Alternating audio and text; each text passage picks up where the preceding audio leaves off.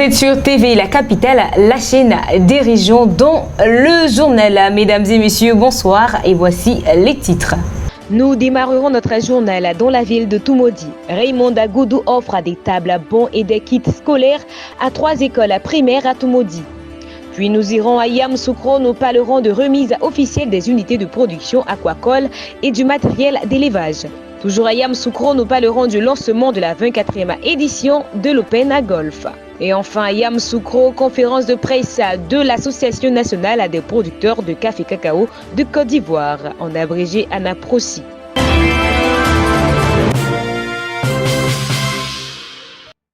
Dans une initiative louable de promouvoir l'éducation dans la région de Toumoudi, la ministre-gouverneure du district autonome des Lacs a organisé une cérémonie de distribution de kits scolaires à 3 établissements éducatifs de Toumoudi. La ministre-gouverneure du district autonome des Lacs, la ministre Goudou Raymond Kofi, a procédé à la remise de 50 tables bancs et 700 kits scolaires comprenant des sacs et des cartons de craie à 3 écoles préscolaires et primaires de Toumoudi. Les établissements bénéficiaires sont l'école Dominique Ouattara, l'école Goudou Kofi de Toumoudi, l'école du village d'Oussou située dans la sous-préfecture de Toumoudi. Lors de sa visite, Madame Goudou a encouragé les élèves à fournir davantage des efforts pour être récompensés lors de la cérémonie de récompense organisée dans le district. Elle a également exhorté les parents dans l'encadrement de leurs enfants. La direction régionale de l'éducation a salué le soutien constant de la ministre-gouverneure et son impact positif sur le résultat des enfants. Élèves de Toumoudi et spécialement ceux du groupe scolaire Dominique Ouattara, Pamawa, vous disons merci. 1000 fois merci pour tout ce que vous venez de nous offrir. Vous connaissez pour votre grand amour pour les enfants et vous ne cessez de le montrer chaque fois que vous en avez l'occasion à travers votre magnanimité. L'acte que vous venez de poser aujourd'hui ne nous surprend guère et restera comme une marque indélébile gravée dans nos mémoires. Aussi, voudrions-nous vous solliciter encore une fois, Maman Raymond Goudou Kofi, pour la construction de la clôture de notre groupe scolaire afin de garantir la sécurité et la sérénité pour nos études. Encore une fois, merci et que Dieu vous rende au centime tous vos bienfaits. Je voudrais vous saluer pour tout ce que vous faites à guise de reconnaissance par la communauté éducative, au nom de la communauté éducative. C'était une chance pour nous de vous avoir dans la direction régionale de Yamoussoukro. Chers enseignants, je continue mes approches pour le bien de cette école qui porte gracieusement mon nom. Je suis en relation avec Madame la ministre en charge de l'Éducation nationale pour améliorer les conditions d'apprentissage de nos enfants ici, mais également les conditions de vie. Chers enfants, c'est pour vous qu'on est là ce matin. Je voudrais rapidement féliciter vos enseignants et leur dire que je suis particulièrement fière du travail qu'elles et qu'ils font dans cette école. Je vous encourage à aller de l'avant. Il faut absolument, Monsieur le Drainard, que fin de scolarité 2024-2025, nous sortons d'ici les meilleurs élèves, les meilleurs élèves au niveau du district autonome des Lacs pour les examens à grand tirage. J'y tiens particulièrement et je compte sur nos enseignants et enseignantes pour connaître ce résultat. Je vous assure que si ça marche bien, vous allez voir ce que je vais faire pour vous. Donc battez-vous, engagez-vous et les enfants, faites l'effort de bien travailler et de bien écouter les parents à la maison, d'être polis et respectueux.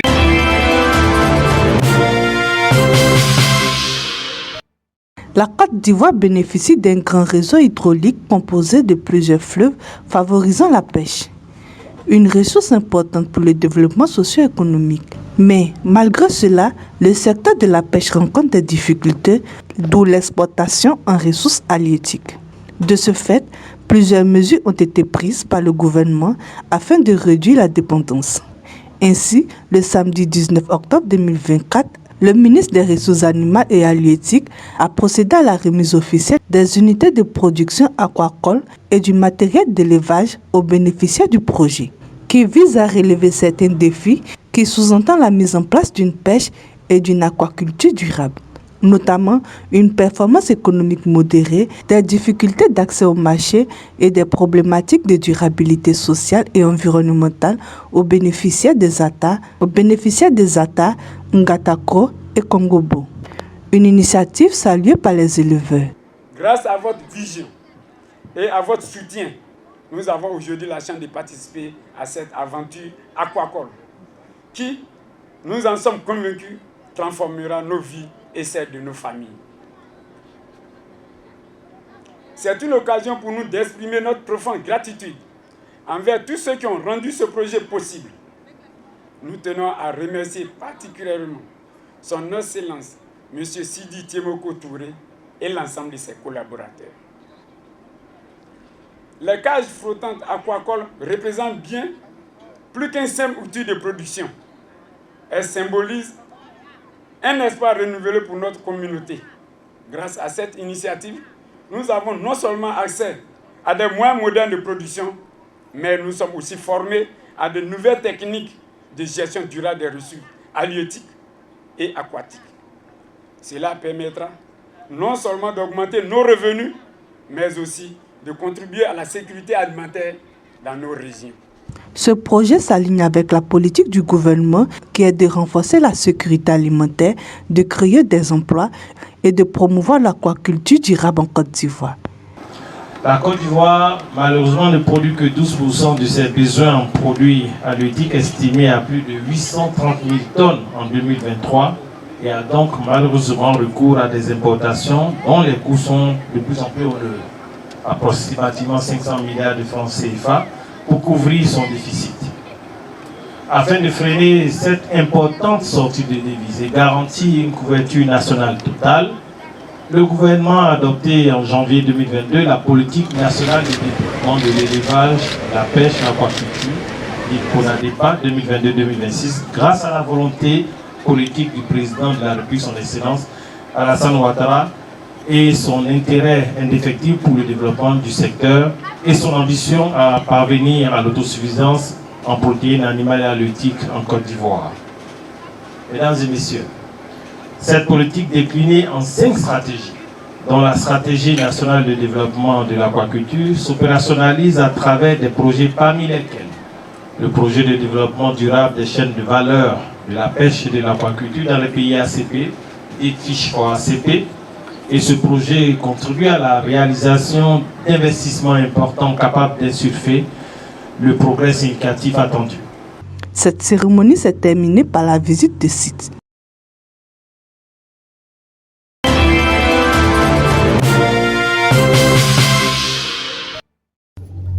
Le lancement de la 24e édition de l'Open Golf, doté du trophée Félix Houphouët-Boigny, a eu lieu au président Golf Club à Yamoussoukro, dans la capitale politique et administrative de la Côte d'Ivoire, en présence de plusieurs sponsors et le directeur régional du sport représentant le ministre de tutelle. Le golf, comme tout autre sport, est mis en place dans le but de contribuer à la promotion du sport. Pour cette 24e édition, qui regroupera 25 pays venus des 4 coins du monde, plusieurs innovations ont été mises en place, dont un esprit de faire du golf un véritable catalyseur dans la sous-région.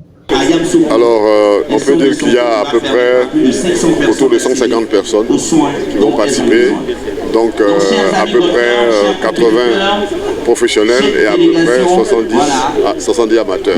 Voilà. Et dans les 80 professionnels, on va dire, il faut compter à peu près 15% de dames, c'est-à-dire une vingtaine de dames. Voilà. Alors, la particularité de ce golf, c'est qu'autour de la compétition, il y a un certain nombre je dirais, d'activités qui vont se greffer. Hein, notamment, il y a des conférences sur des thèmes en lien avec le golfe. Hein, une conférence sur un thème qui concerne donc l'impact du golfe sur le développement économique et social du pays. L'impact également du golfe sur l'employabilité des jeunes. Et puis il y a une action sociale qui est donc la levée de fonds pour financer la construction du centre de santé dans une localité autour de Yamoussoukro. Voilà. Et puis il y a des conférences, il y a des visites touristiques qui sont également prévues. Ainsi, le président de la fédération veut redynamiser le golfe en Côte d'Ivoire. Tout à l'heure, on nous disait que le golfe n'est pas un sport de masse. C'est vrai que une des limites, enfin, un des facteurs qui limite effectivement le développement du golfe au sein de la population, c'est le fait que les infrastructures sont souvent éloignées des zones d'habitation. Vous voyez, bon, par exemple, le football, au football, vous pouvez jouer le football pas loin de là où vous habitez, hein, il suffit d'avoir un terrain vague pour jouer au football. Par contre, au golf, vous êtes obligé de vous déplacer. Donc, une des stratégies, c'est d'arriver effectivement à créer dans les quartiers de petits parcours de golf, voilà, qui vont permettre effectivement aux jeunes d'apprendre à jouer au golf, comme ça se fait au football. Voilà. Alors aujourd'hui, en Côte d'Ivoire, nous avons en gros 4 parcours qui sont opérationnels. Il y a 2 parcours à Abidjan, un parcours à Yamoussoukro, et puis il y a un parcours à Assini. Voilà. Bon, il y avait d'autres parcours, mais qui font partie du programme, n'est-ce pas, disons, de réhabilitation que la fédération va lancer pour justement qu'il y ait plus de parcours. Et puis, autre élément, c'est que de plus en plus de promoteurs immobiliers pensent à créer des parcours de golf dans les opérations que ces opérateurs initient. Voilà. Il y en a pas mal qui sont venus vers nous pour qu'on leur donne des conseils. Et ça aussi, c'est une piste qui va nous permettre d'augmenter le nombre de parcours de golf et de permettre effectivement à davantage de personnes d'apprendre à jouer au golf. Voilà. Pour les golfeurs, cette édition représente un challenge et veulent tous repartir avec le trophée. C'est un jeu de golf, vous voyez, mais je vais faire de mon mieux pour représenter la Côte d'Ivoire et de soulever le drapeau de la Côte d'Ivoire. Bon, franchement, comme chaque année, c'est toujours bien organisé, le parcours est toujours au top. Donc c'est vraiment un réel plaisir de revenir et puis de participer, bien sûr de revoir tous les autres professionnels, amis et tout ça. Donc c'est toujours un réel plaisir de revenir. Non mais si on ne vient pas pour gagner, c'est pas la peine. Donc bien sûr, on vient avec l'esprit de vainqueur et puis on fait ce qu'on peut, on fait de notre mieux et puis on verra comment ça se passe. Tout comme les autres sports, moi à la rigueur, je dis que c'est une compétition. Donc nous les Ivoiriens, on va essayer de donner le meilleur de nous-mêmes pour essayer de relever le drapeau ivoirien. Et puis bon, après c'est Dieu qui fait le reste. From Nigeria, obviously this week. Je suis très heureux de prendre part à cette compétition et l'honneur est pour moi. Ce n'est pas la première fois que je participe à cette compétition en Côte d'Ivoire. J'ai déjà participé, ça fera ma 6e fois. 3 fois à Abidjan et ici la 2e fois, donc la 3e maintenant. Ça fait 6 fois effectivement que je participe à cette compétition. Ce que je veux, c'est que tout le monde continue de jouer. Comme avec le fair play, le même esprit. On sait que sur le terrain de football, c'était pas évident. Pardon, Côte d'Ivoire, Nigeria, ça a été chaud, mais on est venu ici avec pratiquement 8 athlètes et on a toutes nos chances pour compétir et je souhaite que le meilleur gagne. Mais en tout cas, on est venu pour en découvrir. On n'est pas venu en victime résignée.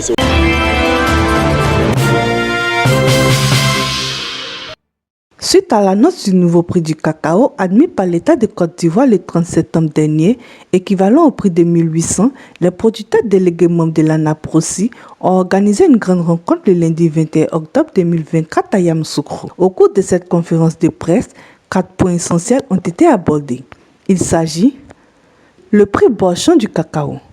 Pour les paysans, malgré la hausse de prix de 300 francs du prix du cacao, c'est avec regret que ni les gestionnaires ni le gouvernement n'a respecté sa promesse qui est d'octroyer au moins 60% du prix CAF à l'international aux producteurs. Au prix de la couverture maladie universelle, les membres de l'ANAPROSI dénoncent le manque de dialogue et de concertation sur les sujets susceptibles d'apporter un soulagement aux producteurs. Au titre du différentiel de ramassage des sociétés coopératives, l'ANAPROSI dénonce que les producteurs ne soient pas consultés par le gestionnaire avant de faire une proposition d'augmentation au gouvernement. Le déguerpissement des producteurs dans la zone de Sodefort, dans la localité de Cacao, et notamment sur la question du déguerpissement des producteurs des zones protégées, donc les forêts classées, et aussi sur la question du différentiel des revenus des ramassages des sociétés coopératives. Donc ce qu'il faut retenir au cours de cette conférence de presse, c'est qu'aujourd'hui, les producteurs de café cacao réunis au sein de l'ANAPROSI se sont dit véritablement, sont attentifs à l'action du prix à la hausse de 1800 francs qui a été octroyée par l'État de Côte d'Ivoire, mais note aujourd'hui que la règle qui a toujours été dans le cadre du mécanisme de fixation du prix octroyé aux producteurs, à savoir les 60%, bon champ minimum, n'a pas été respecté. Et deuxième, dans l'économie cacaoyère, tous les pays producteurs aujourd'hui qui sont pratiquement derrière la Côte d'Ivoire en termes de production aujourd'hui ont un prix à la hausse par rapport à la Côte d'Ivoire. Nous sommes derniers en prix. Et donc, fort de tous ces constats, donc, nous souhaitons une discussion franche avec les gestionnaires et aussi, partant avec le gouvernement de Côte d'Ivoire, pour que nous trouvions un cadre qui va permettre de définir réellement ce qui doit revenir aux sociétés coopératives. Une initiative qui est la bienvenue pour les producteurs. On a assez souffert, nous avons été tous des élèves, on est retournés à la terre. Mais jusqu'à présent, la question du bien-être du producteur n'est pas encore résolue. Parce que nous-mêmes qui sommes venus dans les campements, c'est vrai, la terre, là, on est intéressés, mais les conditions ne nous facilitent pas la tâche. Voilà, donc s'il y a des trucs qui sont effectivement à la faveur des producteurs et qui n'arrivent pas à rentrer en contact avec ces gens de faveur, mais il fallait qu'on grogne pour ne pas qu'on reste dans cette politique-là. Cette rencontre de l'ANAPROSI, parce que le prix de notre cacao n'est pas bien. Voilà, ce que le prix que le gouvernement a donné, parfaitement, ce n'est pas bien. Voilà, parce qu'aujourd'hui, nous dépensons beaucoup sur nos enfants. Augmente le prix du cacao. Il augmente le prix du cacao au moins à 4 000, à 3 500. Voilà, c'est mieux. Là, ça peut nous aider. Et voilà, chers amis téléspectateurs, c'est tout aujourd'hui pour le journal. On se donne rendez-vous le vendredi à la même heure pour une nouvelle édition. D'ici là, prenez soin de vous et que le Seigneur vous bénisse.